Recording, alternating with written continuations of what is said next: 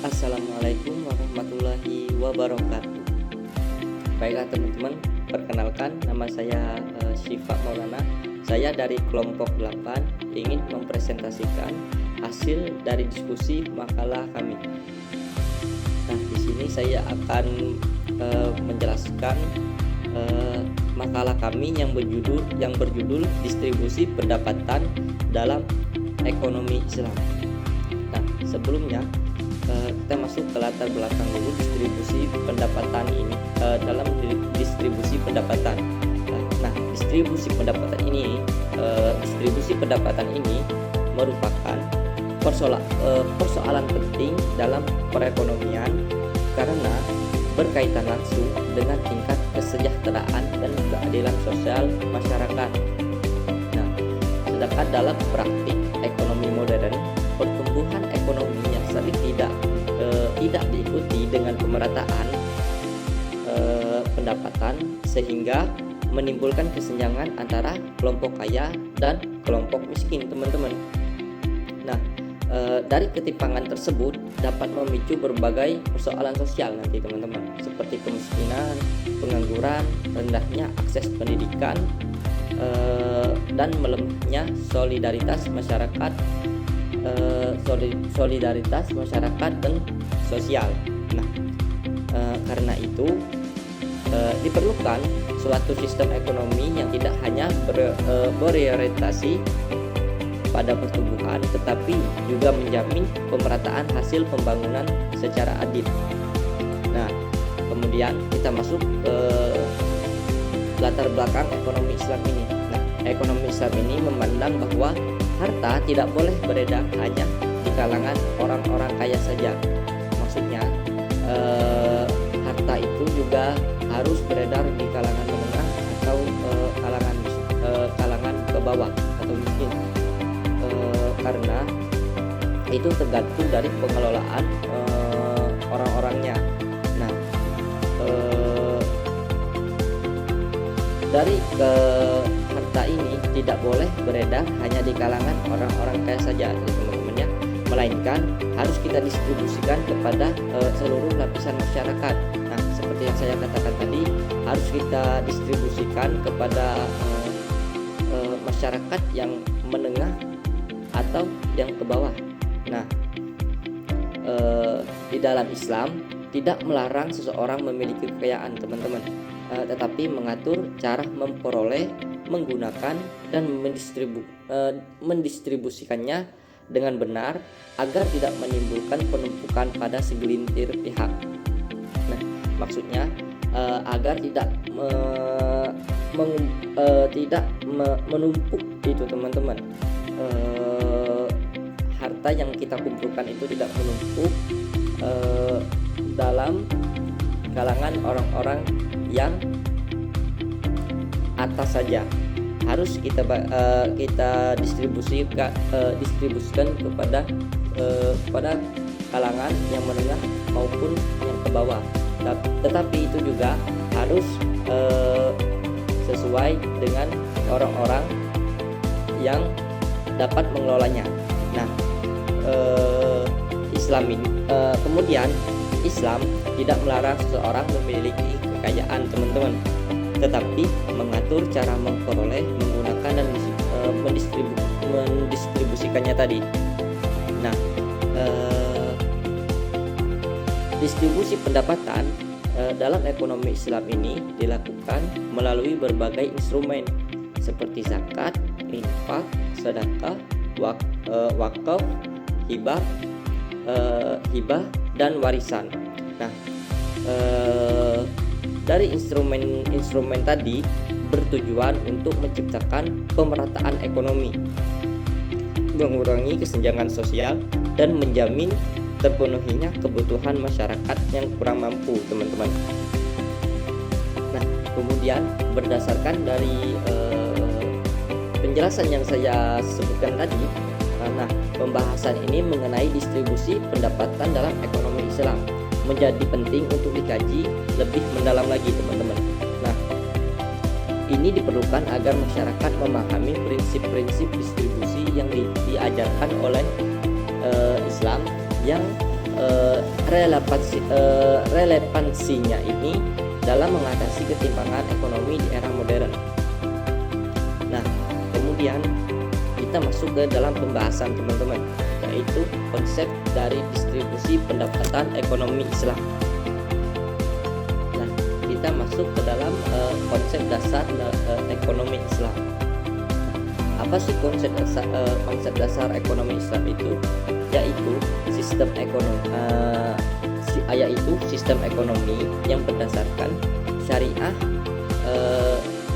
Islam, yaitu Al-Quran dan hadis, untuk mencapai falah atau kesejahteraan di dunia dan akhirat, dan keadilan sosial ekonomi, teman-teman. Nah, prinsip utamanya ini meliputi tauhid, larangan riba, goror, maisir,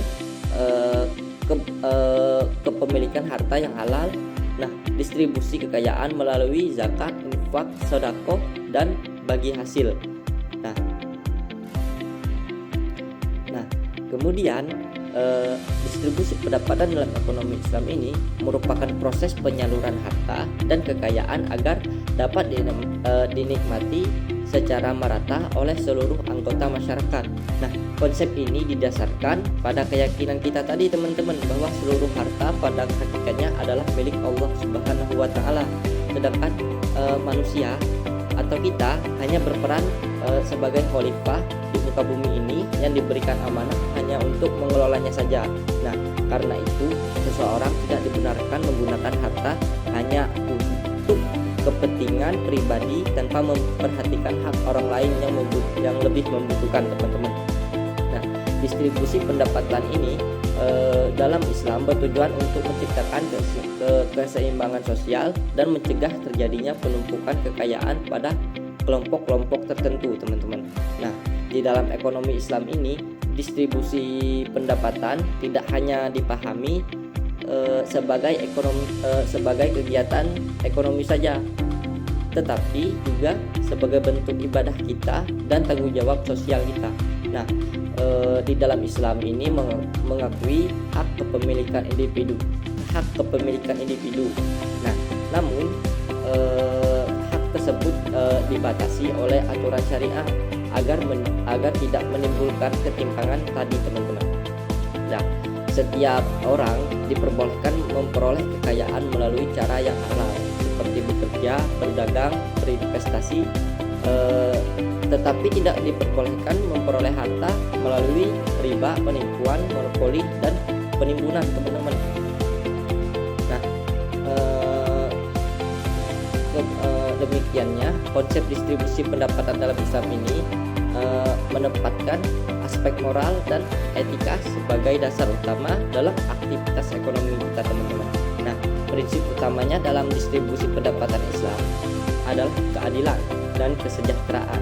Nah, keadilan yang dimaksud bukan berarti setiap orang ini menerima jumlah yang sama, teman-teman, melainkan setiap orang memperoleh hak sesuai dengan kebutuhan dan usahanya.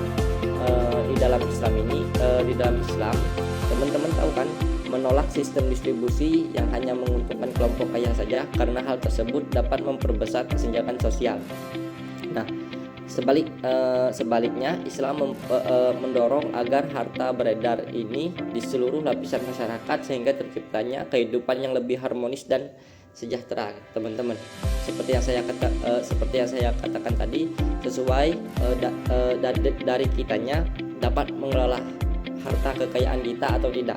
Nah, konsep distribusi dalam pendapatan ekonomi Islam ini juga diwujudkan melalui berbagai mekanisme dan instrumen, seperti yang saya katakan tadi, adanya zakat, infak, sedekah, wakaf, hibah, dan warisan sebagai sarana pemerataan pendapatan. Nah, melalui instrumen-instrumen tersebut, sebagian harta dari kelompok yang mampu dialihkan kepada kelompok yang kurang mampu, sehingga kebutuhan dasar masyarakat dapat terpenuhi. Nah, berbeda dengan sistem ekonomi konvensional, ya teman-teman, lebih menekankan mekanisme ini, lebih menekankan kepada mekanisme pasarnya. Sedangkan dalam ekonomi Islam, mekanisme yang dipakai adalah mekanisme pasar dengan tanggung jawab sosial dan campur tangan negara apabila diperlukan. Nah, maksudnya dapat campur tangan negara ini apabila dibutuhkan saja ya teman-teman.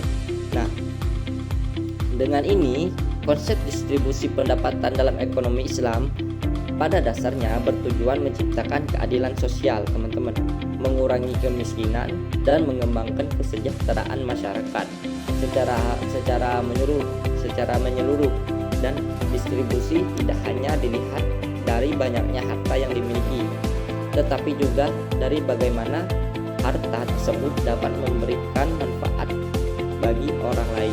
Nah, karena itu konsep distribusi dalam Islam ini sangat relevan diterapkan pada masa kini teman-teman, terutama untuk mengatasi ketimpangan ekonomi yang masih banyak terjadi di berbagai negara, termasuk di negara kita. Teman-teman lihat sendiri banyaknya ketimpangan sosial dari kalangan atas ke kalangan bawah itu lebih banyaknya kalangan bawah daripada kalangan atasnya teman-teman. Karena apa? Karena ketimpangan sosial tadi. Nah, kemudian saya akan dilanjutkan kepada rekan saya yang akan menjelaskan prinsip-prinsip keadilan distribusi dalam ekonomi Islam. Mungkin itu saja dari saya. Maaf apabila ada salah kata. Wabillahi taufik wal hidayah. Wassalamualaikum warahmatullahi wabarakatuh. Kepada rekan saya persilakan. Terima kasih. Baiklah, di sini saya akan melanjutkan materi tentang B. Prinsip-prinsip keadilan distribusi dalam ekonomi Islam. Prinsip utama keadilan distribusi dalam ekonomi Islam adalah bahwa harta tidak boleh beredar hanya di kalangan kelompok tertentu.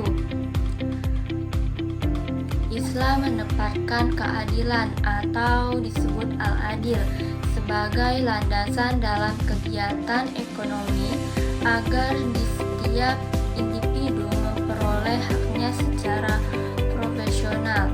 Keadilan dalam Islam tidak berarti semua orang menerima jumlah yang sama, melainkan setiap orang memperoleh bagian sesuai kebutuhan, kemampuan, dan usahanya. Oleh karena itu, Islam menolak adanya penumpukan kekayaan, monopoli, dan eksploitasi yang menyebabkan kesenjangan sosial semakin besar. Prinsip berikutnya adalah keseimbangan atau disebut tawazun antara kepentingan individu dan kepentingan masyarakat. Ekonomi Islam mengakui hak milik pribadi, namun hak tersebut tidak bersifat mutlak karena di dalam harta seseorang terdapat hak orang lain. Dengan demikian, seseorang bebas memiliki dan mengembangkan kekayaannya, tetapi tetap berkewajiban menyalurkan sebagian hartanya kepada masyarakat yang membutuhkan. Keseimbangan ini membuat sistem distribusi Islam tidak terlalu individualistis seperti kapitalisme dan tidak pula menghapus hak milik pribadi sebagai sosialisme. Selain keseimbangan, keadilan distribusi dalam ekonomi Islam juga didasarkan pada prinsip tanggung jawab sosial atau mas'uliyah ijtimaiyah. Setiap individu yang memiliki kelebihan harta dipandang mempunyai kewajiban moral untuk membantu pihak yang kurang mampu.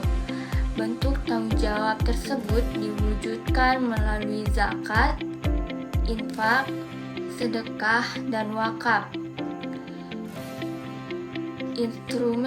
Instrumen tersebut bukan hanya bertujuan membantu masyarakat miskin, tetapi juga mencegah terjadinya jurang pemisah antar golongan kaya dan miskin.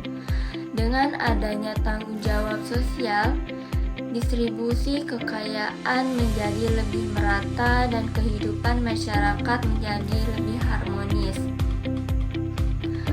Prinsip keadilan distribusi dalam ekonomi Islam juga menekankan larangan terhadap praktik ekonomi yang merugikan orang lain, seperti riba, gharar, penimbunan, dan monopoli. Praktik-praktik tersebut dipandang bertentangan dengan nilai keadilan karena menyebabkan keuntungan hanya dinikmati oleh pihak tertentu, sedangkan pihak lain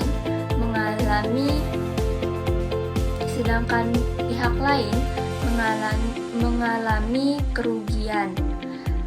Islam mendorong kegiatan ekonomi yang dilandasi kerjasama, saling menguntungkan, dan pembagian hasil yang adil. Dengan demikian, distribusi pendapat tidak hanya menghasilkan keuntungan ekonomi, tetapi juga menciptakan stabilitas sosial dalam masyarakat. Pada akhirnya, prinsip-prinsip keadilan distribusi dalam ekonomi Islam diarahkan untuk mencapai tujuan syariat atau maqasid al-syariah, yaitu terwujudnya kesejahteraan dan kemaslahatan umum. Distribusi yang adil akan mengurangi kemiskinan, mempersempit kesenjangan pendapatan, dan menciptakan hubungan sosial yang lebih baik. Oleh sebab itu, prinsip keadilan distribusi dalam Islam sangat relevan diterapkan pada kondisi masyarakat modern yang masih menghadapi berbagai persoalan ketimpangan ekonomi. C. Instrumen distribusi pendapatan dalam ekonomi Islam. Instrumen distribusi pendapatan dalam ekonomi Islam merupakan sarana yang digunakan untuk menyalurkan harta dari kelompok masyarakat yang mampu kepada kelompok yang membutuhkan. Tujuan utama dari instrumen tersebut adalah menciptakan pemerataan ekonomi, mengurangi kemiskinan, dan menjaga keseimbangan sosial.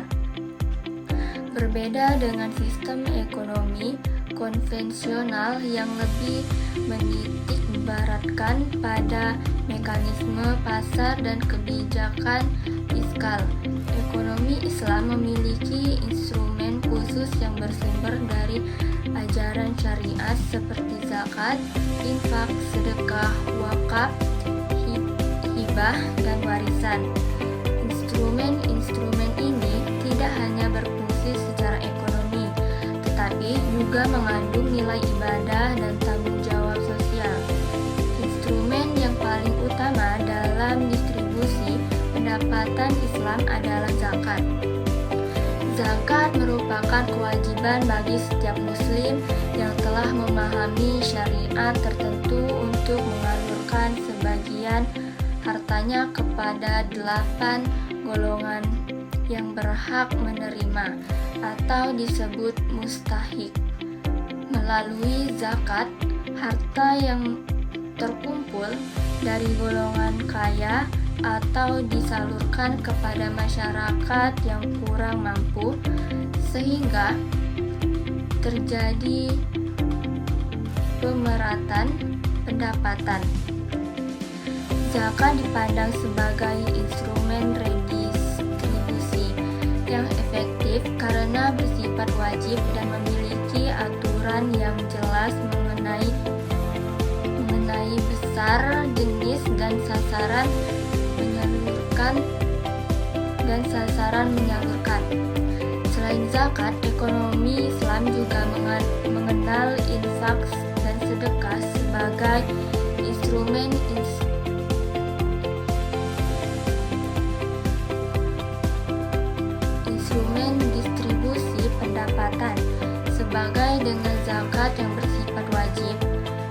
infak dan sedekah bersifat sukarela sehingga dapat dilakukan kapan saja dan dalam jumlah berapapun.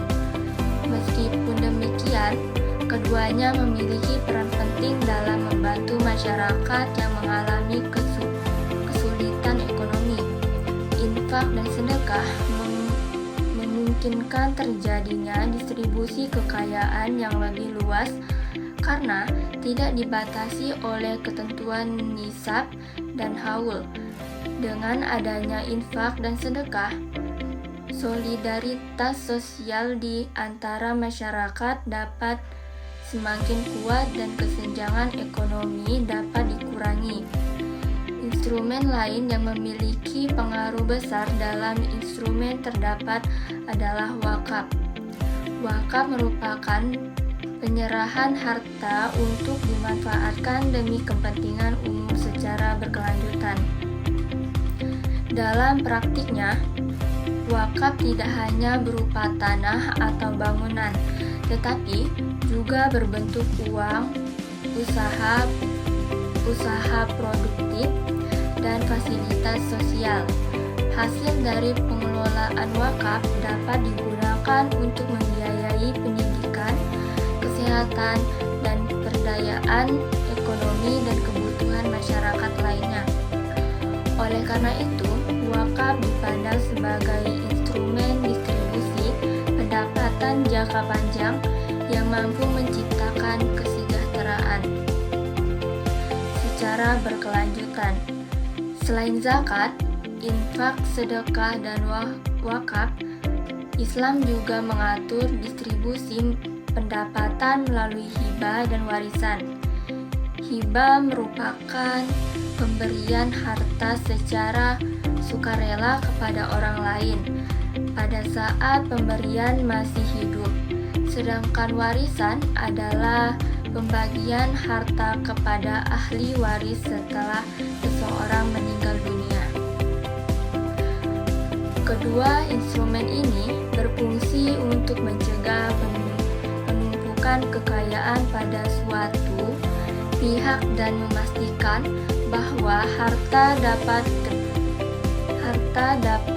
tersebar kepada anggota keluarga maupun masyarakat.